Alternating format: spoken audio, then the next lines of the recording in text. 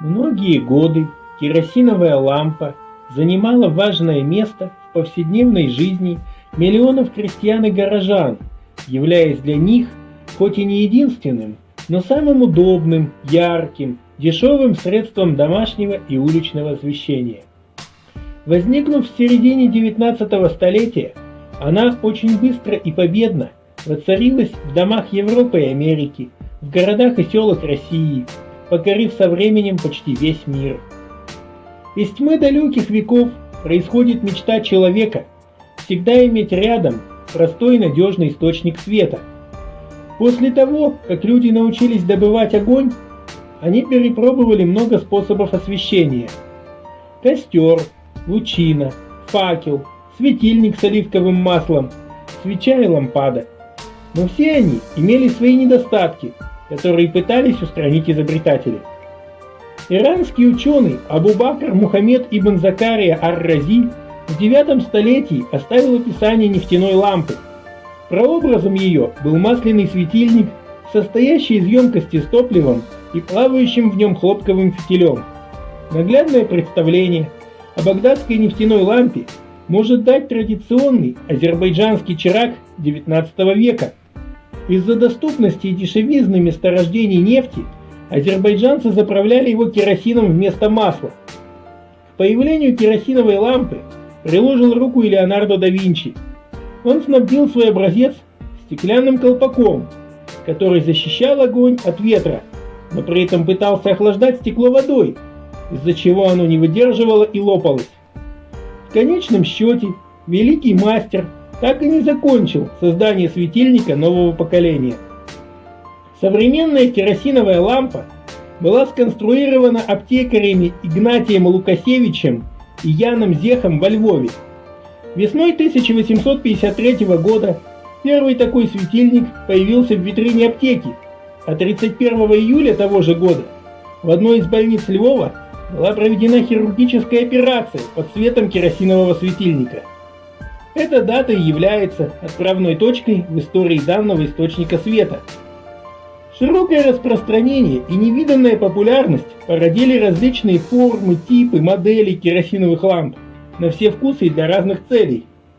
В зависимости от эпохи менялся художественный стиль, что оказывало огромное влияние и на внешний вид керосиновой лампы. Соответственно, менялись материалы для ее изготовления, а также декор и техника украшения. Некоторые светильники такого рода дошли до наших дней и представляют собой уникальные художественные произведения. Существовал даже комбинированный керосиновый самовар-лампа, позволявший помимо освещения помещения приготовить чай. Керосиновые фонари «Летучая мышь» с закрытым от ветра стеклянной колбой пламенем произвольно гасли при опрокидывании, что обеспечивало пожаробезопасность. Такое название модель получила по имени немецкой фирмы Fledermaus, которая еще в XIX веке создала первый ветроустойчивый керосиновый фонарь и поместила на его стекле выпуклое изображение летучей мышки. Его конструкция оказалась самой оптимальной, поэтому почти не менялась с течением времени. Фонари «Летучая мышь» применялись не только на улице, но и в домах. В последнем случае они часто подвешивались за ручку к потолку, чтобы обеспечить наилучшее освещение. Керосиновые лампы очень часто снабжались небольшими удобными ручками для переноски из одной комнаты в другую. С ними можно было спокойно ходить по самому темному дому, не боясь удариться об угол или упасть на лестнице. А специальные отверстия на ручках легко позволяли подвешивать лампы на вбитый в стену гвоздь. Настенные модели керосиновых ламп имели специальные металлические или стеклянные зеркальные отражатели, которые не только защищали стены от копоти, но и делали свет более ярким. Настольные лампы стояли прямо на донышке или на высокой ножке. Среди них выделялась разновидность с круговым фитилем, дававшим сильный и ровный свет. У такой лампы в центре сквозь резервуар проходит цилиндрическое отверстие для притока свежего воздуха и улучшения тяги при горении. На дне имеются маленькие выпуклые ножки, чтобы под ней всегда оставалось пустое пространство. Если металлические лампы использовали в основном простые люди, то для богатых часто выпускали модели из стекла и фарфора. По сравнению с металлическими, они более элегантны, изысканно украшены узорами или росписью.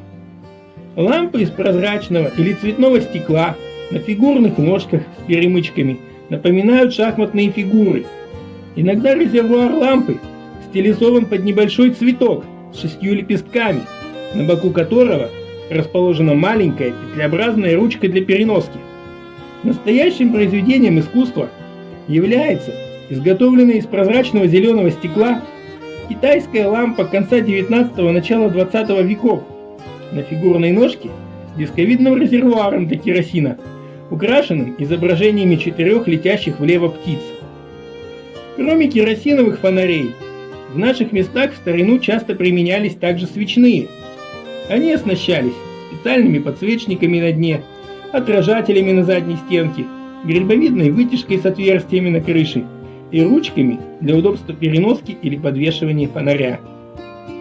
Передававшиеся из поколения в поколение лампы и фонари теперь заняли достойное место в коллекции нашего музея-заповедника. Они знакомят новые поколения людей с историей жизни их предков, позволяя нашим современникам временно окунуться в прошлое, такое вроде бы близкое и одновременно невозвратно далекое.